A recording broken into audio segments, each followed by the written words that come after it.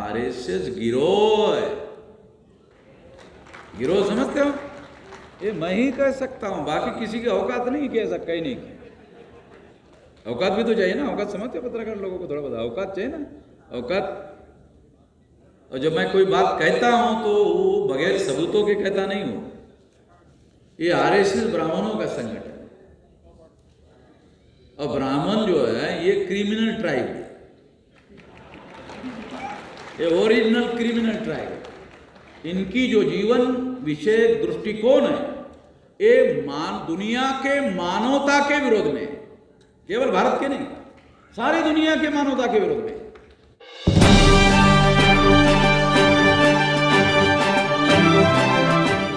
खासतौर पर आदिवासी लोगों को समझना जरूरी है और नॉन आदिवासी लोगों को भी समझना जरूरी है,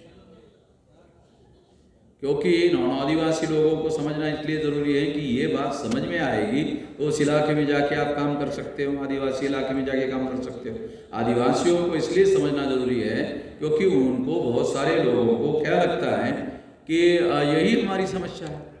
जो आदिवासी क्रिश्चियन हो गए और जो नहीं हो गए, उनके बीच में झगड़ा लगाने से उनको लगता है नहीं ये हमारी समस्या है। वो ये समस्या नहीं है, ये आदिवासियों की समस्या नहीं है। ये तो ब्राह्मणों ने क्रिश्चियनों के विरोध में आदिवासियों का आंदोलन अगर खड़ा होता है वो आरएसएस के गाइडेंस से होगा, वो भाजपा के गाइडेंस से होगा, और इस वजह से आदिवासी उनके साथ जा सकते हैं। तो ये तो आदिवासियों को अपने प्रभाव क्षेत्र में लेकर हिंदू बनाने का षड्यंत्र है। अन्यथा सुप्रीम कोर्ट कहता है आदिवासी हिंदू है नहीं।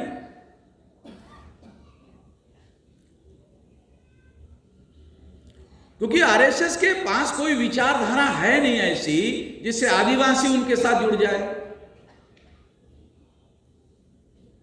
बहुत सारे लोग ऐसा प्रचार देखते रहते हैं कि आरएसएस तो राष्ट्रवादी संगठन है।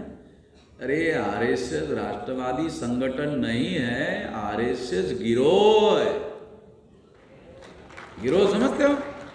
ये मैं ही कह सकता हूं, बाकी किसी की औकात नहीं कि ऐसा कहीं नहीं किया। औकात भी तो चाहिए ना, औकात समझते हो पत्रकार लोगों को? थोड़ा बहुत औकात चाहिए ना, औकात। और जब मैं कोई बात कहता हूं तो वो बगैर सबूतों के कहता नहीं हूं। ये आरएसएस ब्राह्मणों का संगठन है, और ब्राह्मण जो है ये क्रिमिनल ट्राइब है, ये ओरिजिनल क्रिमिनल ट्राइब है। इनकी जो जीवन विषय दृष्टिकोण है ये दुनिया के मानवता के विरोध में, केवल भारत के नहीं, सारी दुनिया के मानवता के विरोध में। ये जो वर्ण व्यवस्था है लोगों को विभाजित करने की और 6000 से ज्यादा टुकड़ों में बांटने की, अस्पृश्यता थोपने की, बैकवर्ड क्लासेस के लोगों पर शूद्रत्व थोपने की, महिलाओं को दास बनाने की, घुमंतु जातियों को बहिष्कृत करने की, कितनी बातें बताई है। ये सारा 2207 साल से चल रहा है, जब से सम्राट बृहदत्त मौर्य की हत्या पुष्यमित्र शुंग नाम के ब्राह्मण के द्वारा की गई, तब से चल रहा है। उसको आज के तारीख में 2207 साल हो गए।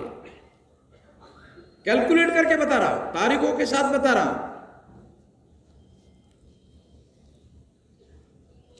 आज आपने अखबार अगर पढ़ा होगा तो नरेंद्र मोदी को आरएसएस के लोगों ने सामने करके, हमारे सिखों के गुरु है ना,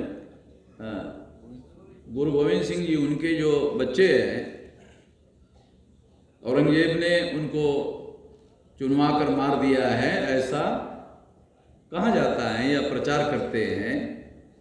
औरंगजेब के पास जब ये बात गई तो औरंगजेब ने ब्राह्मण लोग लेकर गए,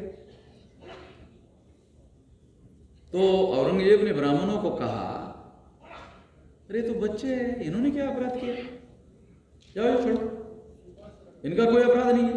बराबर दादाजी?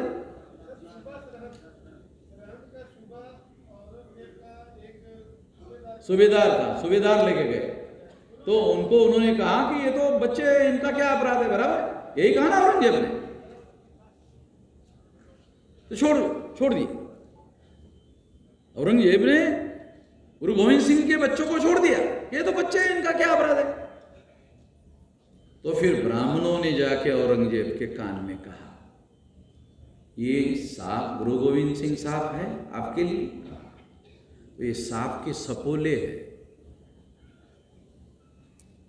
बराबर। सरदार जी,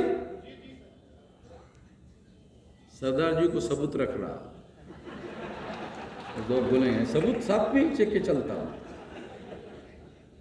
ये तो सांप के सपोले हैं,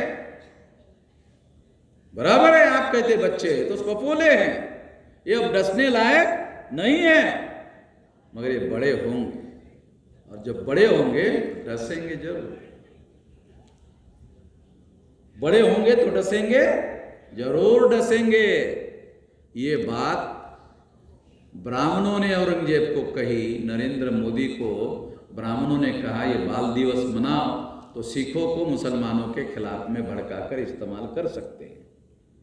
ये गलत इतिहास जो है आज तक पढ़ाया गया, ऐसा नरेंद्र मोदी का कहना है, ये हम सही इतिहास पढ़ा रहे हैं। तो अरे नरेंद्र, तेरे को आधा मालूम है भाई, पूरा मालूम नहीं है, पूरा मैं बता रहा हूं, और जो कह रहा हूं वो सबूतों के साथ है।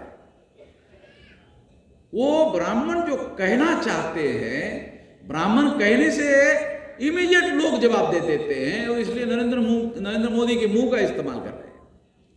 और अगर यही बात है कि तुम सही और सच्चा इतिहास लोगों को बताना चाहते हो, अगर यही बात सही है कि सही इतिहास बताना चाहते हो, हत्या का, गुरु गोविंद सिंह जी के बच्चे के हत्या का ही इतिहास बताना चाहते हो, तो फिर पुष्यमित्र शुंग के द्वारा सम्राट बृहदत्त मौर्य की हत्या की गई है, यह भी तो इतिहास है।